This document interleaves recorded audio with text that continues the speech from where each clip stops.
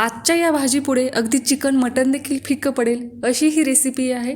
आज आपण एकदम झणझणीत मस्त तरीदार अशी पुणेरी मासवडी करणार आहोत। खूप साध्या आणि सोप्या पद्धतीने मी ही रेसिपी तुमच्यासोबत शेअर करणार आहे, त्यामुळे व्हिडिओ हा शेवटपर्यंत नक्की बघा। तर मासवडी करताना काय चुका होतात किंवा मग ती का बिघडते यासाठी खूप साऱ्या टिप्स देखील तुमच्यासोबत शेअर करणार आहे, जेणेकरून अगदी सहजासहजी आणि न बिघडता तुम्ही ही मासवडी घरच्या घरी बनवू शकाल। चला तर मग पटकन रेसिपीला सुरुवात करूयात। त्या अगोदर नमस्कार मंडळी, कसे आहात सर्वजण? रेसिपी जर आवडत असतील तर लाईक, सबस्क्राईब आणि शेअर करायला अजिबात विसरू नका। तर सगळ्यात अगोदर आपण साहित्य काय काय घेतले आहे ते पाहूया। आता इथं आपण जे साहित्य घेतलेलं आहे ते मासवडीचा रस्सा करण्यासाठी पण आणि मासवडीचा मसाला करण्यासाठी दोन्हीसाठी पण वापरणार आहोत। तर साधारण 3 ते 4 मीडियम साईजचे कांदे स्लाइसेसमध्ये कट करून घेतलेले आहेत। घरातल्या एका छोट्या वाटीनं 1 वाटी एवढं खोबरं खिसून घेतलेलं आहे, आलं घेतलेलं आहे आणि लसणाच्या पाकळ्या घेतलेल्या आहेत। आता हे सगळं आपण वेगवेगळं असं भाजून घेणार आहोत आणि वेगवेगळं असंच वाटणही तयार करणार आहोत। आता खडे मसाले काय काय घेतलेत ते पाहूयात। अर्धा चमचा एवढं जिरे घेतलेलं आहे आणि अर्धा चमचा एवढं शहाजिरे घेतलेलं आहे। 1 विलायची घेतलेली आहे, 2 चमचे धने घेतलेले आहेत, 2 ते 3 तमालपत्र घेतलेली आहेत, 1 इंच एवढा दालचिनीचा तुकडा घेतलेला आहे, 5 ते 6 लवंगा, 4 ते 5 काळे मिरे, 1 चमचा एवढी बडीशोप घेतलेली आहे, 1 जावित्री घेतलेली आहे, 1 चमचा खसखस घेतलेली आहे, 1 चमचा तीळ घेतलेले आहेत, एका छोट्या वाटीने 1.5 वाटी एवढं बेसन पीठ घेतलेलं आहे। बेसन पीठ घेताना चाळून घ्यायचं आहे आणि बारीक चिरलेली कोथिंबीर। तर आता या खड्या मसाल्यांमध्ये धने, जिरे, खसखस एवढं महत्त्वाचं आहे। बाकीचा एखादा मसाला नसेल ना तरीही चालेल। तर आता सगळ्यात अगोदर आपण हे मसाले भाजून घ्यायचे आहेत। त्यासाठी एक पॅन घेतलेला आहे आणि पॅनमध्ये हे मसाले टाकलेले आहेत। साधारण 4 ते 5 मिनिटं लागतात मसाले भाजायला। तीळ आणि खसखस भाजलं की समजायचं आपले मसाले भाजलेले आहेत। इथं गॅसची फ्लेम बंद केलेली आहे आणि आपल्याला हे मसाले आता थंड करून घ्यायचे आहेत। मसाले थंड झाले की मिक्सरच्या भांड्यात टाकायचे आहेत आणि याची आपल्याला पावडर तयार करून घ्यायची आहे। मस्त अशी एक फाईन पावडर तयार झालेली आहे। त्यासाठी मसाले छान असे भाजणे खूप महत्त्वाचं आहे। वासही खूप सुंदर असा येतो आहे या मसाल्यांचा। त्याच पॅनमध्ये आपण आता खोबरं भाजून घेणार आहोत आणि खोबरंही चांगला असा एक ब्राऊन कलर येईपर्यंत भाजायचं आहे। 3 ते 4 मिनिटच लागतात खोबरं भाजायला, जास्त वेळ अजिबात लागत नाही। आता जे लोक नॉनव्हेज खात नाहीत त्यांच्यासाठी एकदम मस्त अशी रेसिपी आहे। तर इथं खोबरं भाजून झालेलं आहे आणि मी एका प्लेटमध्ये काढून घेतलेलं आहे। आता यातील निम्म खोबरं आपण मासवडीचा रस्सा करण्यासाठी वापरणार आहोत आणि निम्म खोबरं आपण हे मासवडीच्या मसाल्यासाठी वापरणार आहोत। आता जे खोबरं आपल्याला मासवडीच्या मसाल्यासाठी पाहिजे आहे ते काही मिक्सरमधून काढायचं नाही, ते असंच ठेवायचे। भाजलेलं खोबरं आहे, थोडंसं थंड झालं की कडक होतं, हाताने असं थोडंसं चुरायचं, लगेच त्याचा चुरा तयार होतो। आणि जे आपल्याला रस्सा करण्यासाठी पाहिजे आहे ते एका मी मिक्सरच्या भांड्यामध्ये काढून ठेवलेलं आहे। आता खोबरं थंड झाल्यानंतर पाहू शकता अगदी सहजासहजी त्याचा चुरा होतो आणि असं काही खोबरं आपल्याला मसाल्यासाठी पाहिजे आहे। तर आपण हे साईडला ठेवणार आहोत आणि आता कांदा तळून घ्यायचा आहे। एका कढईमध्ये तेल मी गरम करण्यासाठी ठेवलेलं आहे। तेल चांगलं गरम झालं की त्याच्यामध्ये कांदा टाकायचा आहे आणि कांदा आपल्याला छान असा ब्राऊन कलर येईपर्यंत तळून घ्यायचा आहे। शक्यतो बारीक बारीक स्लाइसेसमध्येच कांदा कापायचा, म्हणजे तो लवकर तळला जातो। आता हे जे भाजीचं प्रमाण मी इथे सांगितलेलं आहे त्यामध्ये 5 ते 6 लोक अगदी आरामात जेवून निघतात। कांदा छान असा ब्राऊन झालेला आहे, अगदीच काळपट होईपर्यंत कांदा नाही तळायचा, कारण कांदा तळल्यानंतर त्याला कलर चढतो, तो नंतर अगदीच काळपट होतो आणि मग भाजीला थोडीशी कडवट अशी टेस्ट येते। असा काही ब्राऊन कलर आला कांद्याला की तो काढून घ्यायचा आहे। बाकीचा सगळा कांदाही मी असाच तळून घेतलेला आहे आणि तो थंड करून घेतलेला आहे। मिक्सरच्या भांड्यामध्ये जे खोबरं होतं त्याच्यामध्ये निम्मा कांदा घालून मी ही कांदा आणि खोबऱ्याची पेस्ट करून घेतलेली आहे, ती आपण रस्स्यासाठी वापरणार आहोत। आलं लसणाची पेस्टही करून घेतलेली आहे आणि राहिलेला जो कांदा होता तोही मी मिक्सरमधून काढलेला आहे। अगदीच बारीक पेस्ट ही कांद्याची नाही करून घ्यायची, हाताने जर बारीक होत असेल तरीही चालेल। कांदा आणि खोबरं एका मी बाउलमध्ये काढलेलं आहे। आपण जी मसाल्याची पावडर केली होती तीही साधारण 2 ते 2.5 चमचे एवढी टाकलेली आहे। चवीपुरतं मीठ टाकायचं आहे, काळा मसाला टाकलेला आहे, 1 चमचा एवढी खसखस टाकलेली आहे, 1 चमचा एवढी धना पावडर टाकलेली आहे। ते जर असतील तर तेही अवश्य टाका आणि हे सगळं आपल्याला आता छान असं मिक्स करून घ्यायचं आहे आणि आपला हा मासवडीचा मसाला आता तयार झालेला आहे। प्रत्येकाची पद्धत ही वेगवेगळी असते। खूप साध्या आणि सोप्या पद्धतीनं मी ही रेसिपी तुमच्यासोबत शेअर केलेली आहे। आता आपण मासवडीचा रस्सा किंवा मग आमटी कशी करायची ते पाहणार आहोत। आता ज्या कढईत कांदा तळून घेतला होता त्यातलंच थोडंसं तेल कमी केलेलं आहे मी आणि त्याच कढईत आपण आता ही आमटी करणार आहोत। साधारण 2 मोठे चमचे एवढं तेल घालायचं आहे या भाजीला, कारण मासवडीचा रस्सा म्हणजे थोडासा झणझणीत आणि चमचमीत असा येतोच. तर तेलामध्ये जिरे टाकायचे, मोहरी टाकायचे आणि कढीपत्त्याची फोडणी घालायची आहे. ते तडतडल्यानंतर आलं लसणाची पेस्ट टाकायची आहे 1 चमचे एवढी. छान अशी परतून घ्यायची आहे आणि ती परतून झाल्यानंतर त्याच्यामध्ये आपण जे कांदा आणि खोबऱ्याचं वाटण तयार करून घेतलं होतं ते टाकायचं आहे. आता हे भाजलेलंच आहे, त्यामुळे अगदीच जास्त वेळ परतत बसायची अजिबात गरज नाही. 1-2 मिनटं परतून झालं की पाव चमचे एवढी हळद घालायची आहे आणि 2 मोठे चमचा इथं मी काळा मसाला घातलेला आहे. कांदा लसूण मसाला जरी टाकला ना 1 चमचा आणि 1 चमचा लाल मिरच पावडर टाकली तरीही चालेल. हे सगळं छान असं मिक्स करून घ्यायचं आहे आणि मिक्स झाल्यानंतर याच्यामध्ये आपण पाणी टाकणार आहोत. तर पाणी टाकताना गरम पाणीच टाकायचं, म्हणजे भाजीला तरी छान येते. आता पाण्याचं प्रमाण काही तुम्हाला सांगायची गरज नाही. किती लोकं खाणार आहेत त्या अंदाजानुसार पाण्याचं प्रमाण कमी जास्त करू शकता.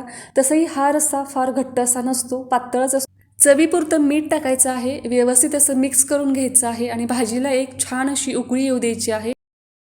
उकळी आल्यानंतर जो काही शिल्लक राहिलेला मसाला होता तो सगळा मी याच्यामध्ये टाकलेला आहे. म्हणजे त्यात लसूण खोबऱ्याचं वाटणही थोडंसं होतं आणि मसाल्यांची पावडरही होती, ते सगळं मी याच्यामध्ये टाकलेलं आहे. कारण दुसरे काहीही एक्स्ट्राचे मसाले जे आहेत ना ते आपण याच्यामध्ये टाकणार नाही आहोत. मसाला भाजीमध्ये व्यवस्थित असा मिक्स करून घ्यायचा आहे. तर या मसाल्याने भाजीला एक घट्टपणा तर येतोच, पण चवही अगदी छान येते. आता गॅसची फ्लेम एकदम लो ठेवायची आहे आणि आणखी 3 ते 4 मिनटं आपल्याला ही आमटी, मासवडीचा जो रस्सा आहे तो छान असा शिजवून घ्यायचा आहे. भाजीला मस्त अशी एक उकळी फुटलेली आहेत आणि 3 ते 4 मिनटं झालेली आहेत. मी वरून बारीक चिरलेली कोथिंबीर टाकलेली आहे.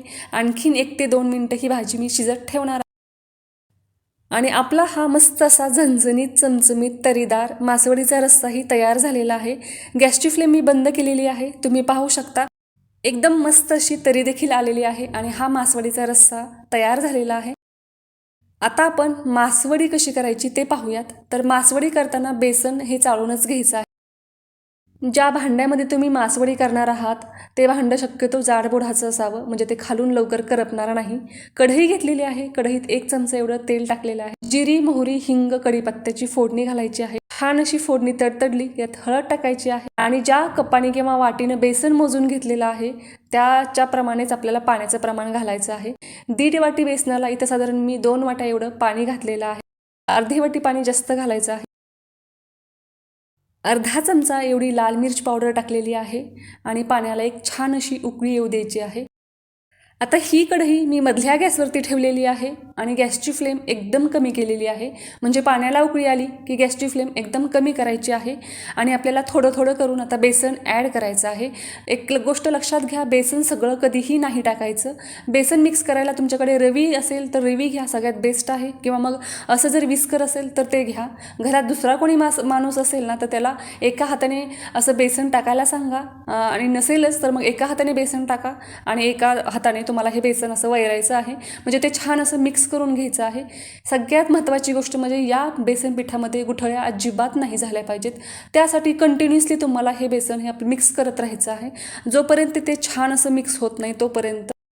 आता असं काही हे बेसन मिक्स झालं की ते झाकून ठेवायचं आहे एक 2 ते 3 मिनटं आणि 2 ते 3 मिनटांनी परत एकदा झाकून काढून ते व्यवस्थित असं मिक्स करून परत आणखी एक 2 ते 3 मिनटं आपल्याला हे झाकून ठेवायचं आहे. म्हणजे सगळे मिळून साधारण 5 ते 6 मिनटं आपल्याला हे बेसन कमी गॅसवरती शिजवायचं आहे.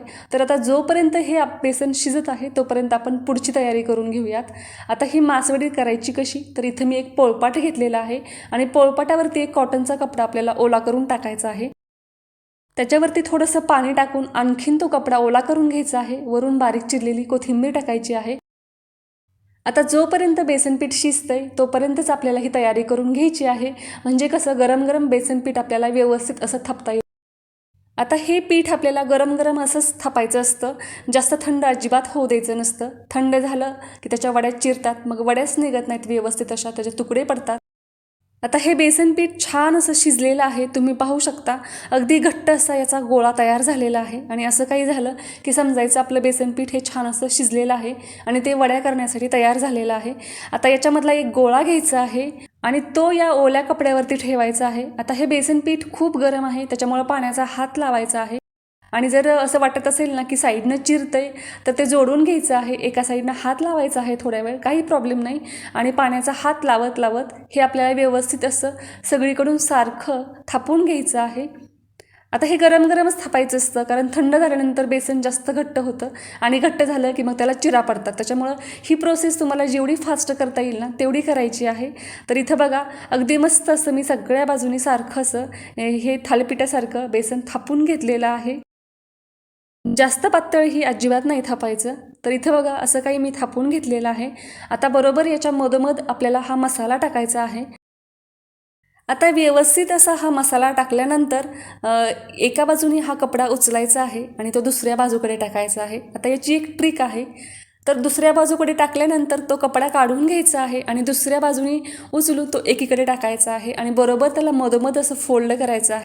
फोल्ड केल्यानंतर मी जसं व्हिडिओमध्ये दाखवते तसं तुम्हाला ते दोन्ही हाताने दाबून घ्यायचं आहे. म्हणजे व्यवस्थित असा त्याला एक माशांचा कसा आकार असतो ना तसा द्यायचा आहे. व्यवस्थित असं प्रेस केल्यानंतर तो कपडा पूर्णपणे काढून घ्यायचा आहे. आणि आता ही मासवडी आपल्याला हातावर उचलून घ्यायची आहे. तर तुम्ही पाहू शकता अगदी सहजासहजी अशी मासवडी उचलता आली ना तर ते समजायचं की ते बेसन पीठ व्यवस्थित असं शिजलेलं होतं. मस्त अशा या दोन्ही मासवड्या मी तयार करून घेतलेल्या आहेत इथं. आणि तुम्हाला वाटतं पण अजिबात अवघड नाही, अगदी एका प्रयत्नात पण तुम्हाला सहजासहजी जमेल, एवढी सोपी आहे ही. फक्त बेसन पीठ व्यवस्थित शिजणं खूप महत्त्वाचं आहे. आणि बघा मस्त अशी ही मासवडी तयार झालेली आहे. तर सगळ्या मासवड्या मी अशा कापून घेतलेल्या आहेत.